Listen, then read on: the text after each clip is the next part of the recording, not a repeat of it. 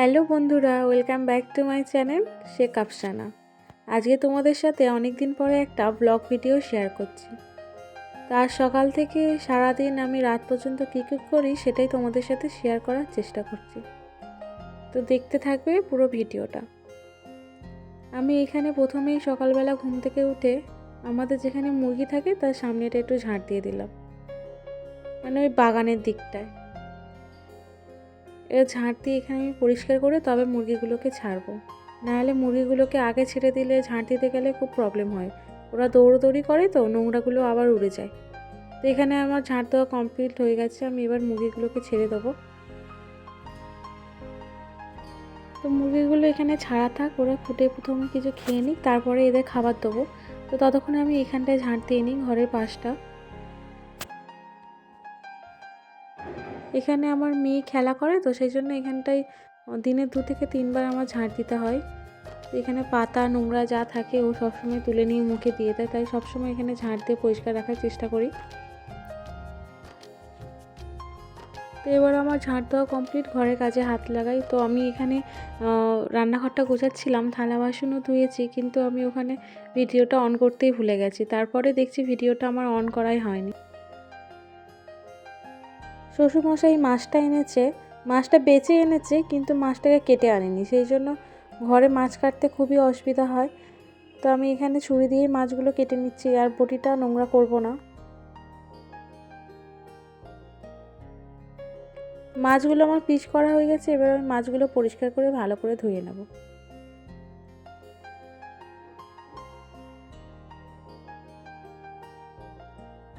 এখানে আমি এবার মাছগুলো ভাজতে বসিয়ে দেব। তো এখানে মাছগুলো ভাজা হোক, ততক্ষণে আমি আশপাশটা পরিষ্কার করে নেব রান্নাঘরের। তো এখানে কৌটোগুলো আমি ভালো করে গুছিয়ে নিচ্ছি। আমার মেয়ে এখানটায় মানে রোজ আমি এগুলো গুছাবো, ওর কাজ হচ্ছে রোজ এগুলো ঘাঁটা, ঘেঁটে আবার সব ওলট পালট করে দেবো, আমাকে রোজ গোছাতে হয়। তো এখানে আমি চাটা করে নিলাম, ওর বাবা খেয়ে অফিসে বার হবে। এখানে আমি চাটা রেখে দিলাম ঠান্ডা হোক। তো আমার মেয়ে এখানে খেলা করছে, তো খেলা তো করে না, যা খাটের উপরে থাকে সেইগুলোই খালি নিচে ফেলে দেয়।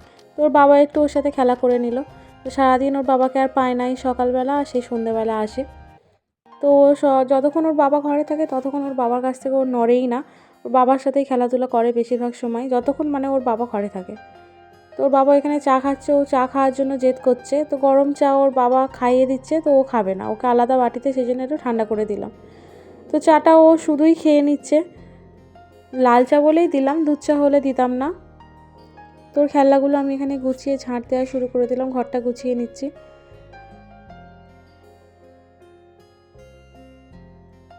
ঘরটা আমি ভালোভাবে ঝাঁট দিয়ে ঘরটা পরিষ্কার করে নেব। ততক্ষণ মেয়ে ওপরে খেলা করছে, আর ওকে একটু তরকারি দিয়েছি, বলি রুটির সাথে বসে খাও, তো খাচ্ছেই না। একটুখানি শুধু ভিজিয়ে তরকারির মধ্যে রেখে দিয়ে উঠে আবার খেলা করতে শুরু করে দিয়েছে। তুই যা পারিস করিস কর, আমি এদিকে কাজগুলো করে নিই। তো মেয়ে ওখানে খেলা করতে থাকুক, তো আমি কাজগুলো করতে থাকি। এসে দেখছি এখানে মেয়ে আবার পুতুলটাকে নিয়ে আর ওর খেলনাটাকে নিয়ে খেলা করছে। তো খেতে খেতে উঠে চলে এসেছে, মুখের মধ্যে ওর লেগে আছে খাবার, সেটাই মুছে দিলাম। রান্নাঘরটা মোটামুটি আমার কমপ্লিট হয়ে গেছে গুছানো, ঝাঁট দেওয়া। এবার পাশে ঘরে চলে এলাম, এই ঘরটা একটু গুছিয়ে ঝাঁট দিয়ে নেব।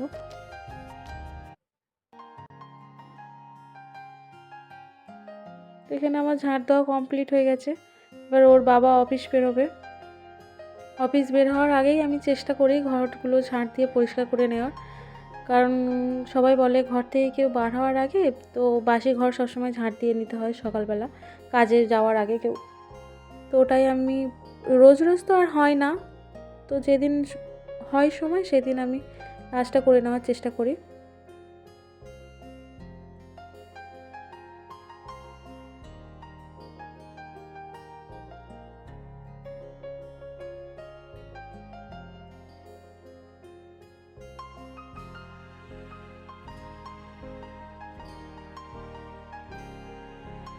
তো এখানে আমার পুরোটা ঝাঁট দেওয়া কমপ্লিট হলো না, ওর বাবা বলছে আমি অফিসে বেরিয়ে যাচ্ছি, তুমি মেয়েকে ধরো, মেয়ে কান্নাকাটি করছে যাওয়ার জন্য। তো ওর বাবা যখনই অফিসে বেরোয় ওর তখনই মানে কান্না শুরু হয়ে যায় ওর বাবার সাথে বেরোবে বলে। তো ওকে নিয়ে আমি একটু দোলায় বসালাম, বলছি তুই একটু দোলা চল, আমি কাজগুলো করিয়ে নিই। না, ওর কাছ থেকে নড়া যাবে না, ওকে দাঁড়িয়ে দাঁড়িয়ে দোলা দিতে হবে। তো বললাম কান্নাটা থামুক, আমি দাঁড়িয়ে দাঁড়িয়ে ততক্ষণ দোলা দিই। ও বাবা অফিসে বেরিয়ে গেছে। তো কিছুক্ষণ পরে ওর দাদিমা চলে আসবে। ওর দাদিমা স্কুলের টিচার, তো সকালবেলা একটু প্রবলেম হয়, থাকে না। তো উনি বেলার 10টার মধ্যে চলে আসে স্কুল থেকে। তো আসার পরে ও দাদিমার কাছেই থাকে, আমার আর কোনো অসুবিধা হয় না কাজে।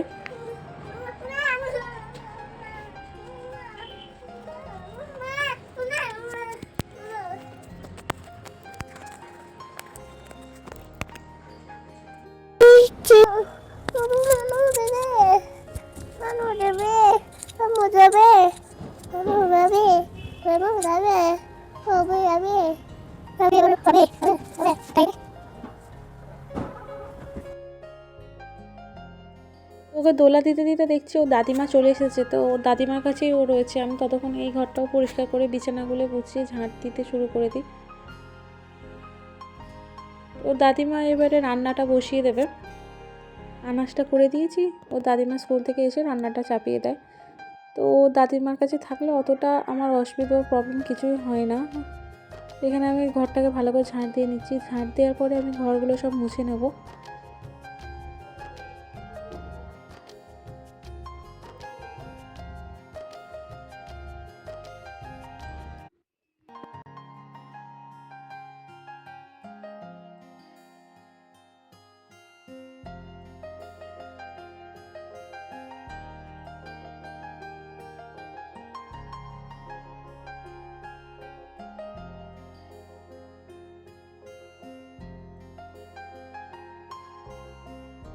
আমার সব ঘর দেওয়া ঝাঁট দেওয়া কমপ্লিট হয়ে গেছে। এবার আমি ঘরগুলো সব মুছে নেব।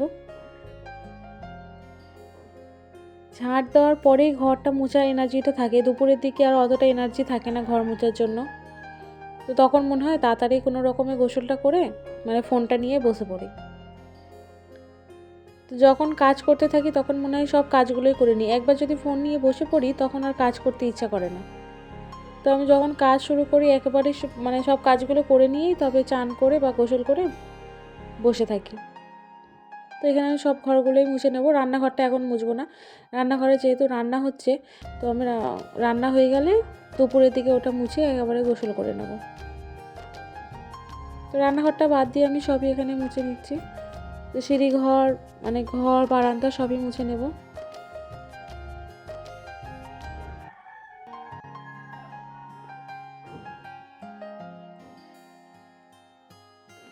তো এখানে সিঁড়ির তলাটা ঝাঁট দেওয়া হয়নি, তো সিঁড়ির তলাটা এখন ঝাঁট দিয়ে নিচ্ছি। তো শ্বশুরমশাই এসে বলছে দোকানের চাবিটা দাও, দোকানের জেরক্সের জন্য এসছে, জেরক্স করে দিতে হবে। ওই যে সামনে যেই মহিলাটা দাঁড়িয়েছিল উনি জেরক্স করতে এসেছেন। তো বললাম ঠিক আছে তুমি চাবিটা নিয়ে দোকানটা খোলো, আমি ঝাঁটটা এখানে দিয়ে আর মুছে নেবো এখানটায়। তো মুরগিগুলোকে তো সকালবেলা ছাড়া হয়েছে, ওদের আর কিছু খেতে দেওয়া হয়নি। তো আমি বেলার দিকে কিছুটা চাল দিয়ে দিচ্ছি ওদের খেতে। তো আমার মেয়ে এমন করছে, মুরগিগুলো তো খেতেই আসছে না চাল। তো আমার মেয়ে কী করছে, চালগুলো নিয়ে ছুঁড়ে ছুঁড়ে মুরগিকে দিচ্ছে, বলছে খা তোরা খা।